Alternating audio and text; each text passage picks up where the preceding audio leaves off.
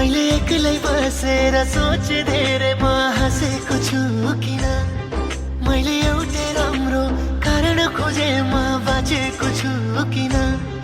यो मनले भन्यो केवल तिमीलाई खुसी दिन यो मनले भन्यो तिम्रा सबै कुरा बुझिदिन म भइन भने तिम्रो आँसु पुछ्ने हुँदैनन् कोही तिमी रुँदा तिम्रा परेली यहाँ छुँदैनन् कोही म भइन भने तिम्रो आँसु पुछ्ने हुँदैनन् कोही